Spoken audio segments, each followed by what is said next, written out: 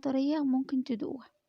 والبيتزا دي كمان اقتصادية جدًا، وهي من ألذ وأجمل الطرق إن شاء الله اللي انتم هتجربوها. تمام. ولو أول مرة تشوفوني، أنا اسمي أميرة حمدي، ولو شايفين إن المحتوى بتاعي هادف وممكن يفيدكم، ما تبخلوش عليا باللايك والسبسكرايب والشير، ونبدأ ونقول بسم الله. هنحضر بقى طبق كبير أو بولة كده، وننزل فيها بكوباية من المية العادية من الحنفية، ونجهز كمان كوباية لحين استخدامها، عشان هنعرف احنا هنحتاج مية ولا لأ، لأن الدقيق بتاعي غير بتاعك، الدقيق بيختلف من مكان لمكان. وهننزل بمعلقة من الخميرة الفورية أو البيرة الموجودة عندكم، ننزل بمعلقة سكر ونقلب كويس لغاية ما نختبر ان الخميرة بتاعتنا كده ايه، عملت فقاعات، يبقى هي خميرة شغالة يعني فعالة. وننزل كمان بذرة من الملح، وننزل كمان بمعلقة من الزعتر اللي هو الناشف ده. نفرك الزعتر بين ايدينا كده وننزل بيه على الخلطة اللي احنا عملناها دي، وننزل كمان بمعلقتين كمان من اللبن البودرة.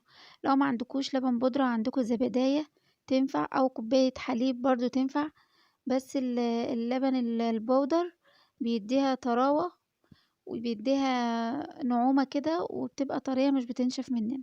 تمام. الكمية دي بقى هنعمل 6 كوب من الدقيق، عايزين تجربوا في 4 أو في 2 براحتكم. وكمان ننزل بمعلقة صغيرة من البودر، البيكنج باودر برضو هيساعد على ارتفاعها معانا. وبعد كده نعجن كويس جدا.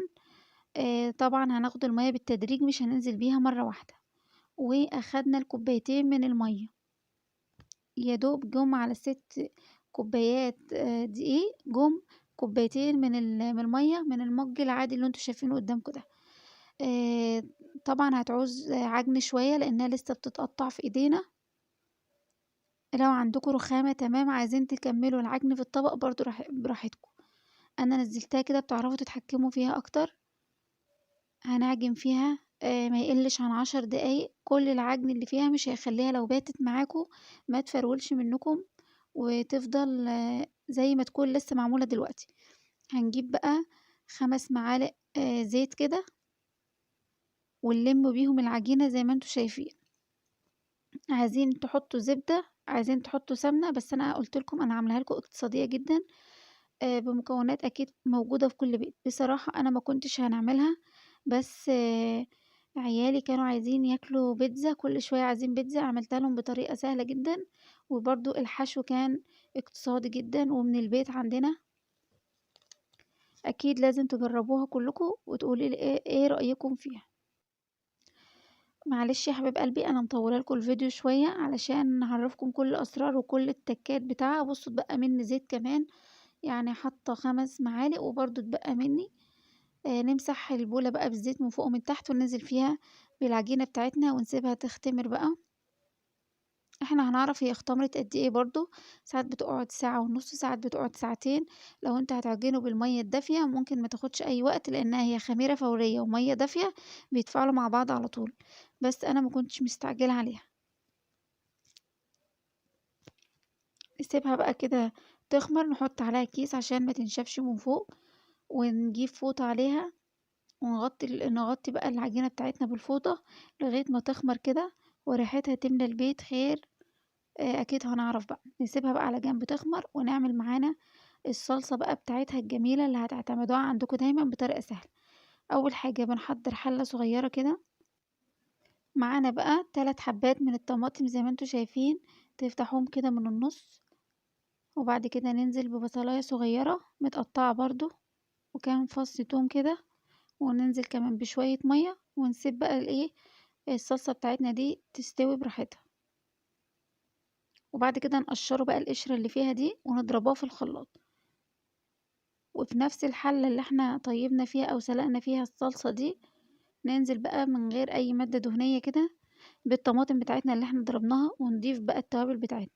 معانا نص معلقة زعتر، نص معلقة فلفل اسود، نص معلقة بابريكا عشان تعزز اللون، ومعانا نص معلقة من السكر، ونظبط ملحنا ومعلقة من الخل، ونسيبها بقى تستوي. يبقى الصلصة بتاعتنا هتعملوها على طول، واللي عنده صلصة جاهزة أو كاتشب ممكن يعملها على طول ويعملها بنفس الطريقة يعني. وفي الوقت ده هنعمل بقى الحشوة بتاعتنا القمر اللي قدامكم دي. بنجيب طاسة وننزل فيها بمعلقتين من الزبدة كده. الزبدة هتدي طراوة للصدر بتاعنا. هنجيب صدر بقى فرخة كده ونقطعه طرنشات زي ما انتوا شايفين كده، او على حسب انتوا بتحبوا التقطيعة بتاعتها ازاي. اول الزبدة بتاعتنا بتبتدي تسيح نرص بقى قطع اللحمة الفراخ بتاعتنا كده. وبعد كده اول ما تتشمع من تحت نبتدي نقلب فيها. ننزل بالبهارات بتاعتنا، معلقة كبيرة من الفلفل الاسود، معلقة بابريكا، نظبط الملح بتاعنا، وبرده نص معلقة من الزعتر، ونقلبهم كويس. في الوقت ده بقى بتشم شوية روايح تحفة. ومعانا كمان بهارات فراخ وبهارات لحمة، اي بهارات عندك تضيفيها بتفرق وبتدي طعم جميل. في الوقت ده بقى هي كده استوت وبقت جميلة. في الوقت ده الخميرة بتاعتنا اتفعلت اهي، والعجينة اختمرت وبقت جميلة زي ما انتوا شايفين قدامكم كده. نقسمها بقى قطعتين لان هنعمل واحدة بحشو الجبن. هي مش جبن كتير يعني، هي الحشوات دي على حسب الإمكانية عندكم. بس أهم حاجة هي العجينة، الحشوة دي بتبقى اختياري. بنجيب بقى صينية كده ندهنها حاجة بسيطة من الزيت، وادي الصينية التانية نبططوها بقى. بصوا بتتبطط بسهولة جدا من غير نشابة ومن غير أي حاجة، بإيدينا بس كده بتتفرد على طول. نحاول بقى نعلي الحيطان بتاعتها كده شوية، ونجيب بقى الصلصة بتاعتنا الجميلة دي. بس الأول نخرمها بالشوكة زي ما انتوا شايفين كده عشان ما تقبش معانا في الفرن. وبعد ما خرمناهم الاتنين كده بنفس الطريقة، نجيب بقى الصلصة بتاعتنا ندهنوها علشان نضيف بقية الحشو بتاعتنا. عرفتوا اللي هي ما خدتش اي وقت مننا، واحلى من المحلات. وكفايه اللي احنا عاملينها في البيت، وكفايه كمان اللي ولادكم بيطلبوها منكم تقوموا تعملوها على طول. ده بشويه دقيق وميه، واي حشوات موجوده عندكم تقدروا تعملوها. في الوقت ده انا كنت مقطعه طماطمتين سلطه صغيره، وفلفل الوان، وكمان شطه فيها حامي وفيها بارد.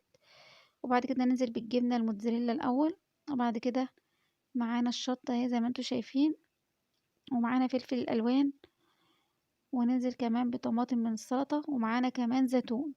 انا زي ما قلت لكم ما كنتش عاملة حسابي، كانت الحاجات دي موجودة عندي صدفة كده، فقلت اعملها لهم علشان كل شوية يطلبوها. انما انتوا بقى لو عندكم جبن زيادة وعندكم حشوات احلى من كده، ممكن تونة، ممكن تعملوها بجبن بس كتير شوية براحتكم. نفرد بقى الحشوة بتاعتنا اللي ريحتها قلب الدنيا في المكان اللي انا فيه. والله اتمنى تكونوا معايا كنتوا شميتوا الريحة وشفتوا الجمال ده كله. وبعد كده برضو كام قطعة جبنة موتزاريلا من فوق كده، وشوية من الزيتون برضو. لو زيتون من اللي هو الاسود هيدي لون احلى كمان. بس قلت لكم هو ده اللي كان موجود عندي. ما شاء الله شكلها جميل برضو. وبعد كده نجيب الصينية التانية برضو نعملها بقى. هنعمل دي حشوات بقى، جبن بسيطة كده كانت عندي برضو، ولانشون اللي عنده بقى بسطرمة، واللي عنده آه تونة، واللي عنده اي حشوات ممكن يضيفها. الحشوات ده اختياري. ننزل بقى بشوية من الطماطم والشطة كده والزيتون بتاعنا واي شوية جبن عندكم. وما شاء الله كانت طعمها والله جميل. اتمنى تجربوها بنفس الطريقة. لو وصلتوا بقى لحد هنا في الفيديو ما تنسوش تصلوا على النبي في كومنت، وتقولوا لي ايه رأيكم في الوصفة، وتحطوا لي اللايك، وتعملوا لي شير، وكمان تشتركوا لي في القناة وتفعلوا لي زر الجرس. زي ما انتوا شايفين قدامكم اهو، هي كده خلاص. آه هدخلها بقى الفرن. انا حطيت كمان جبنة من اللي هي الدومتي على الصينية اللي بتاعت الجبن دي، حتى ظهر خالص اهي. بعد كده دخلتهم الفرن. الفرن يكون ساخن قبلها بشوية، وبعد كده مبتاخدش 10 دقايق في الفرن وبتبقى ما شاء الله عليها. طبعا ان ولادي كانوا مستعجلين عليها جدا، والله ما عرفت اصورها لكم كويس. هتشوفوا دلوقتي هو بيمد ايده ياخد. آه